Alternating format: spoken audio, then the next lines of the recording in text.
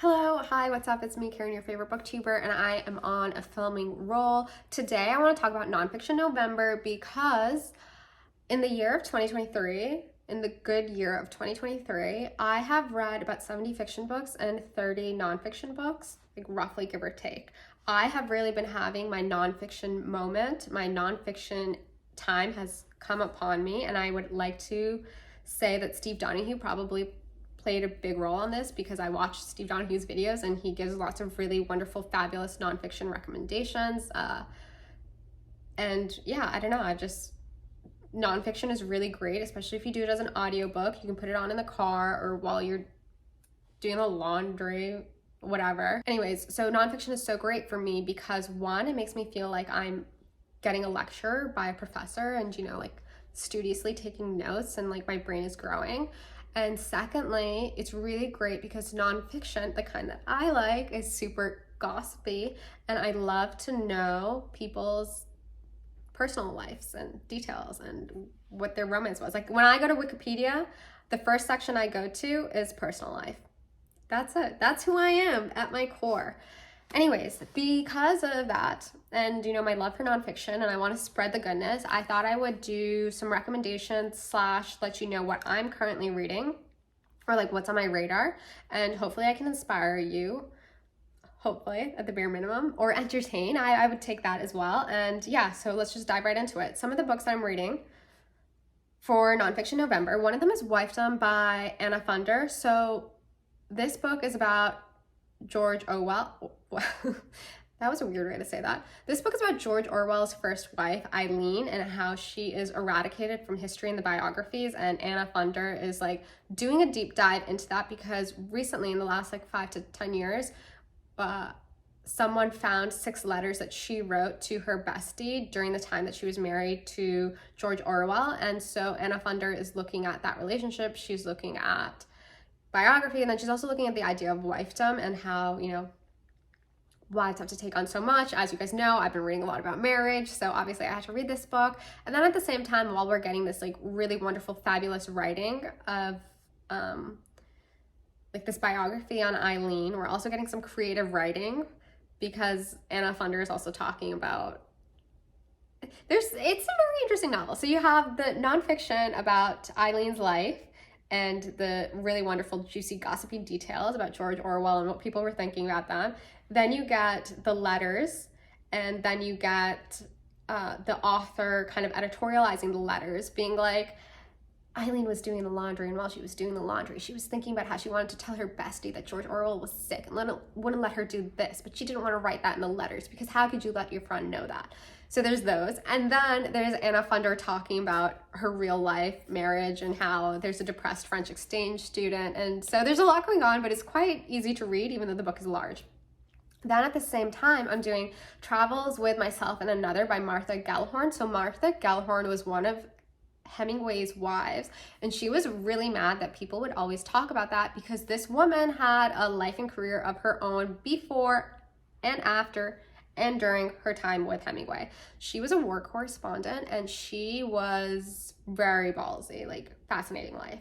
So this book, Travel with Myself and Another, is her travel writings, and the other in this is like Hemingway. And so I'm only maybe 30% of the way through. In the beginning, she's talking about the trip she went on with Hemingway to China, where she really like harassed him to go with her. And when she gets there, she has a horrible time. She hates it, but Hemingway, who didn't even want to go to China, is having a great time. And like, it's just so interesting to see that dynamic. And the conceit that Martha makes is that travel, we all have really harrowing travel stories, where it's not what we expected. We have to deal with just like all the tough situations you can encounter while traveling, but still at the same time, you persist and you will say, oh, this is the last trip I'm going to go on. I'm never going to do this again. But because you love traveling, you do it. You will always be traveling. She's a woman who traveled through all of her life and saw some wonderful things. And this book is a really interesting look at travel writing. It's not something that I necessarily read a lot about, but because of the time that she was writing in, there's just some interesting insights. So those are the 2 books that I'm currently reading. The third is The Jakarta Method by Vincent Bevins. This book got onto my radar because of a TikTok. There's lots of things happening in the world right now, and this one individual of the TikTok was talking about how you could read the Jakarta method to understand the role the CIA played in world events, in particular in Jakarta, and, you know, the conversations around communism. I'm also probably 30% of the way through with this one, but I'm thinking of maybe DNFing it because I feel like a little bit over my head, in the sense that I do tend to prefer nonfiction books that are very focused, and this one's less focused because there's so many different characters and I'm getting a little confused. But it is making me really interested to read about the CIA, because I did learn some fascinating details about how, you know, the early days CIA people were really inspired by like James Bond, and, you know, that really influenced them. And there's some guy named Wiz, and he plays a big role in it, and like, what a great name, Wiz. So yeah, there you go. The next book that I plan on reading is Becoming the Ex-Wife by Marcia Gordon. This is about the life of Ursula Parrott. Ursula Parrott was the writer from the 1920s, jazz age time, who's quite, you know, she had a career. Woman was working. She wrote maybe like 20 books, 10, 13 screenplays in Hollywood. She was a really fabulous copywriter. She was making bank, she was making money, she was spending that money, and she's kind of forgotten in history. And so the author is, you know, going deep dive into her life, and because I read her book Ex-Wife and really enjoyed it, I think I want to check out the nonfiction book. Then this next book is on my radar. I don't know if I'm going to read it. It's called Cleopatra's Daughter by Jane Draycott. This is about Cleopatra's daughter. Not many people know this, but like, Cleopatra's children did survive. One of them became a queen in Africa, and I believe the book is about that. I don't really know a lot about that. I just wanted to tell you guys I might be reading it because maybe it will inspire you. However, if a book about Cleopatra's daughter does not interest you, I would recommend the biography Cleopatra, A Life by Stacy Schiff. And wow, why am I having such a hard time talking today? So Stacy Schiff is a really phenomenal nonfiction writer. She wrote a book about Nabokov's wife Vera, which I can't really find because it's not an audiobook, and I don't really want to read it on my Kindle, so that's like on the radar, but we'll see. Anyways, so Cleopatra, A Life is also really interesting. I think I spoke about it a couple months ago in one of my wrap-ups, so I'm not going to spend too much time talking about it, but Cleopatra, A Life looks at the life of Cleopatra from the sources that we do have. And, you know, the author goes really in depth from what we do have and looks at like what her education most likely was like when she met Caesar, obviously Mark Antony, and is looking at how one of the more fascinating things I found about that was like the division between Egypt and the East and West divide, and how, you know, Cleopatra really pissed people off because she was a woman in power and she wasn't really acquiescing to the expectations of the ruling elite, which then ends up taking over her country. So that's that. The other book that's on my radar very recently, because I saw a TikTok's like kind of good for book recommendations. Like, you know, if you sleuth and you find something, you find a gem.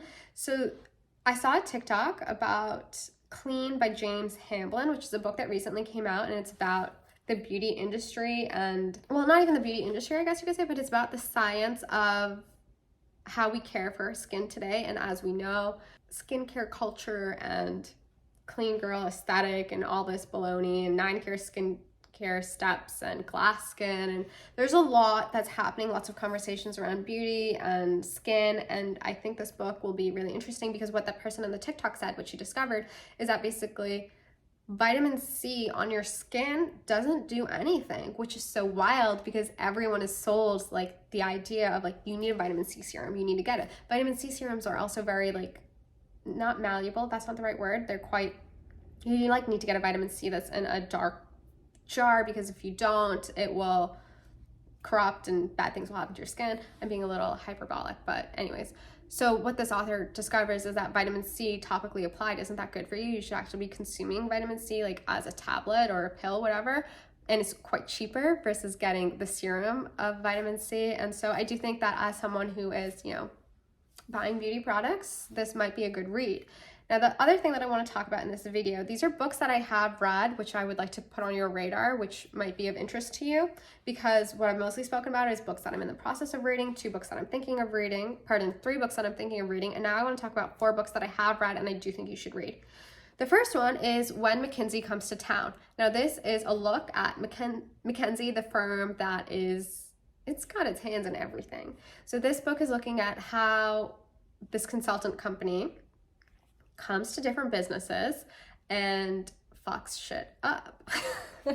So we're looking at how McKenzie is shrouded in secrecy, has a decentralized management, gives the same regurgitated advice to all the companies it works with, has no morals, has no problems working with you, your competitor, and your competitor's competitor, and gives you all the same advice.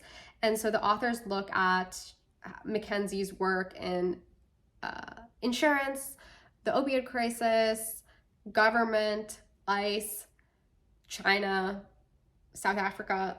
It's a lot. The only complaint that I would give about this book is that it does kind of suffer from the problem that some nonfiction books do. Cultish comes to mind, where it's kind of the same story reapplied to different case studies. And so after a certain point, you kind of like clock on and you're like, okay, I get it. And the second problem is, in some regards, I do think that some of the things in this book are a bit like conjecture. Like, we're kind of like, I needed more to fully believe them. That's kind of a lie, because I do believe them that consultants are evil, but then I also kind of do think that they could have given us more information to really like narrow in on that. So that was a book that I read that I do think could be of interest to you, of if consultants, consumerism, business, big business is of interest to you, you might want to check it out. The 3 books, I'm gonna just talk about them all in one go because I do think they're somewhat all related. The Baby on the Fire Escape, Parallel Lives, Lives of the Wives. These are 3 books that are looking at women, motherhood, marriage. Parallel Lives is a book that came out in the 80s that's looking at 5 literary marriages, and it's looking at the idea of marriage as being the smallest political unit that an individual can experience, and looking at how Victorian marriage ideas are still common to this day.